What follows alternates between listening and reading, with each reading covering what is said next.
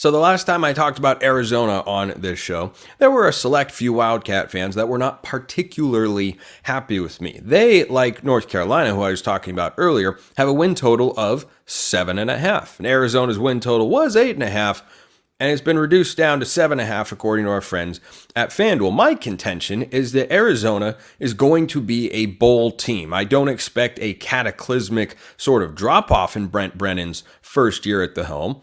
I think he can clearly coach. San Jose State is not a place where it's easy to win any number of games, let alone be in a position to play for a conference title, as they were a season ago in the Mountain West, which is the best Group of 5 league in the country. The American is close. I was having that debate with someone in the YouTube comments recently, and it's an interesting thought experiment. Mountain West or American is close. I think I lean Mountain West. But the American's pretty darn good. They've reloaded well since losing Cincinnati, Houston, and UCF. But I digress. So Arizona fans weren't particularly happy with me. Don't worry, Wildcat fans. I still love you, no matter what. Whether or not you hate me, I still love you. Forever and always. RIP Pac-12. So Arizona has hosted a variety of visitors recently, which is confirming what I said at the time.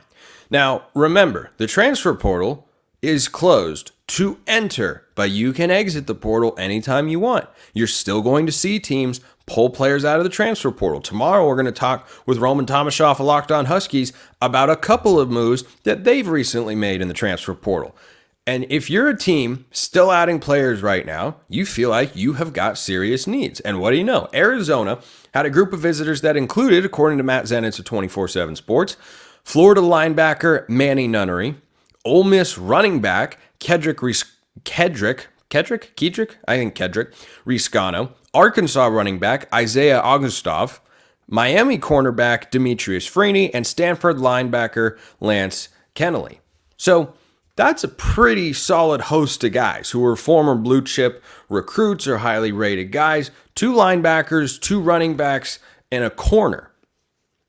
Now, when I suggested that Florida's got some needs here because they've lost certain key pieces like Jonah Coleman, or you look at pieces they've lost on the defensive side of the ball. I'm surprised. Now, maybe they are looking at defensive linemen. Thought there might be a defensive lineman in there, but they had Ephesians Pryzak go up to Washington with Jed Fish, Demetrius Freeney, one of the visitors, a corner from Miami that I mentioned.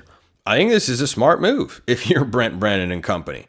Don't ever be content if you have an opportunity to get better. That's the way that transfer portal or that coaches have to think in the transfer portal now. You may have guys on your roster who you like. You may have guys who have gone through spring football and you've watched play and you know they can play. They can start. We can be okay. I've recruited that guy. I talked him into staying. But if you have a chance to bring in someone who you feel is better, you got to do it. You just have to do it. So we'll see which of these guys end up committing to Arizona. If you bring in all 5 and none of them commit, I'd be more than a little bit surprised. But they lost Jonah Coleman last year. They had another running back on the depth chart who was not as impactful as Jonah Coleman go up to Arizona or go up to Washington from Arizona last year. So no surprise to see a couple running backs in there. Daniel Haimuli, who was a part of their defense last year, he transferred to Georgia State. So you got a couple linebackers in there. And I talked about the cornerback element. So Arizona could be getting ready to make some moves in the transfer portal, and we'll see who Brent Brennan is able to pull in. They got some nice pieces. They got a foundation, but do they have the complete team they had a season ago? No, they do not. This would be a step to move in that direction, but still, that step has to, of course, get taken. Here's, speaking of defensive linemen, Chris Hardie is still in the transfer portal. I haven't talked about him in a hot minute here on the show because, well, he hasn't committed anywhere. He has taken phone calls. He's taken a visit or two. He's taking a visit to Oklahoma. Now, Chris Hardie is probably not someone who a lot of you have perhaps heard of. And Brent Venables is aware of who Chris Hardie is, and you should be too. This is a guy who played at Jacksonville State last year, which is once upon a time, in my lifetime, in fact, not that long ago, an FCS program. They have made the jump up to Conference USA. And by the way, Jacksonville State is in Alabama, not in Florida.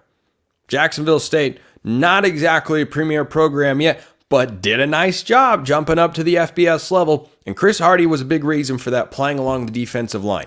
These are not 2-season totals. These are not career stats. This is a 1-season statistical outlook. 16 tackles for loss and 8.5 sacks. That is crazy impactful. Among the defensive linemen in the transfer portal, Chris Hardie is probably the most highly coveted. And the fact that he's taking a visit to Oklahoma is a really good sign if you are the Sooners. Because last year, their defense was improved from Brent Venables' first year, in which it was an abject disaster in many ways. It was really, really bad, but they got better. The offense was good, but the defense improved. And Brent Venables knows, going into the SEC, you got to be nasty in the trenches. You got to have dudes. That's why they went and got Dominic Williams, the transfer from TCU. He's going to step in and make an impact right away. He plays on the interior. Hardie's got a little bit more versatility to his game, but just the raw production that you see at even the Conference USA ranks, you just don't see that very often. So he's taking a visit to Oklahoma. Now, that's the sort of guy that if Arizona were getting on campus, I'd really be changing my, not perception for the entire season, but I'd have an even more excited tone. Like, that's a loaded group of visitors that Arizona has coming into campus. But Chris Hardie individually might be more impactful than any of those guys. And for Oklahoma to be in the mix, they're not the only school that is in the mix. But if they go out and get Chris Hardie, that would be a really, really nice pickup for Brent Venables, who's recruited really, really well.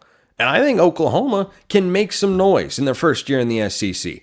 Can they hit their ceiling of what Brent Venables can do as Oklahoma's head coach?